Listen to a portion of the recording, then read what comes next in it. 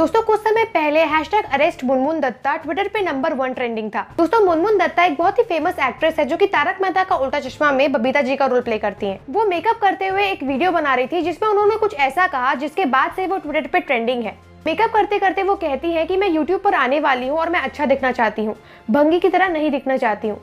Actually दोस्तों Indian society में भंगी एक कास्ट का नाम होता है जिसे हम छूरा या फिर बाल्मीकि कास्ट के नाम से भी जानते हैं। दोस्तों एक दलित कास्ट है और अगर इस रेफरेंस से देखा जाए तो उन्होंने इस कास्ट के लोगों का डिसरिस्पेक्ट किया है और बहुत से लोगों के सेंटिमेंट्स को भी हर्ट किया है। उन्होंने अपने वीडियो में जिस वर्ड का यूज किया है वो वर्ड को कई बार लोअर कास्ट के लोगों को ह्यूमिलेट करने के लिए भी कहा जाता है। इस वीडियो के बाद लोगों ने ट्वीट करके मुनमुन दत्ता के खिलाफ अपनी आवाज उठाई है। बहुत से लोग उनके खिलाफ स्ट्रिक्ट एक्शन लेने को कह रहे हैं। लोग कह रहे हैं कि उन्हें ST/SC एक्ट के तहत गिरफ्तार किया जाना चाहिए और इसीलिए अरेस्ट मुनमुन दत्ता ट्विटर पे ट्रेंडिंग है। ये एक्ट इसीलिए लाया गया था ताकि देश में जितने भी शेड्यूल्ड ट्राइब्स और शेड्यूल्ड कास्ट हैं उनके साथ अगर कोई भी भेदभाव होता है, अत्याचार होता है या फिर हेट क्राइम होता है उसे रोक सके।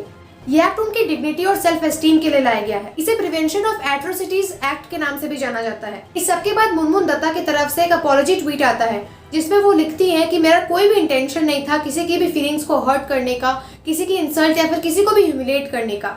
मुनमुन ने कहा कि लैंग्वेज बैरियर की वजह से मुझसे गलती हुई और जैसे ही मुझे इस वर्ड का असली मतलब पता चला मैंने तुरंत इसके खिलाफ एक्शन लिया। वो लोगों की फीलिंग्स को हर्ट करने के लिए अपोलोजाइज करती है और ये भी कहती है कि मैं सभी कास्ट, क्रीड और जेंडर की रिस्पेक्ट करती हूँ। सोसाइटी में जो उनके तरफ से कंट्रीब्यूशन है सबकी रिस्पेक्ट करती हूँ। अब ऐसा भी पॉसिबल है कि उन्हें सचमुच इस वर्ड का असली मतलब ना पता हो, क्योंकि अनजाने में इस वर्ड का यूज उनके लिए भी किया जाता है जो कि अच्छे नहीं दिखते या फिर उनके अंदर फैशन सेंस की कमी होती है। अब दोस्तों प्रॉब्लम ये है कि एक ऐसे वर्ड को जिसे इंडियन सोसाइटी में कास्ट का दर्जा दिया गया है उसे हम किसी गलत वर्ड की हैसियत से यूज करते हैं। अनजाने में ही सही कास्ट के बेस पर डिस्क्रिमिनेशन को प्रमोट करता है, उस कास्ट की डिसरिस्पेक्ट करता है, जो कि दोस्तों बिल्कुल सही नहीं है।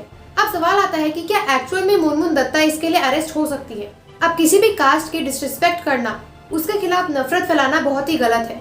पर दोस्तों कुछ समय पहले सुप्रीम कोर्ट की तरफ से भी डिसीजन आया है कि हम सभी प्रकार की इंसल्ट को एक ऑफेंस नहीं मानते। सुप्रीम कोर्ट ने भी ST/SC एक्ट के अंदर एक कंडीशन लाया है कि स्पेसिफिकली अगर किसी विक्टिम को उसके कास्ट के बेस पर पब्लिकली ह्यूमिलिएट किया जा रहा है तो वो एक ऑफेंस माना जाएगा। मुनमुन दत्ता के केस में कोई स्पेसिफिक विक्टिम नहीं है और उन्होंने लैंग्वेज बैरियर का भी रीजन दिया है, तो इसलिए दोस्तों मुनमुन दत्ता अरेस्ट नहीं हो सकती। दोस्तों कास्ट या फिर क्रीड कुछ मैटर नहीं करता, ये सब तो हम इंसानों ने ही बनाया है। अगर असली में कुछ मैटर करता है तो वो है ह्यूमैनिटी यानी कि इंसानियत। मुनमुन दत्ता ने चाहे वो जाने में बोला या फिर अनजाने में, अच्छी बात तो यह है कि लोगों ने आवाज उठाई है।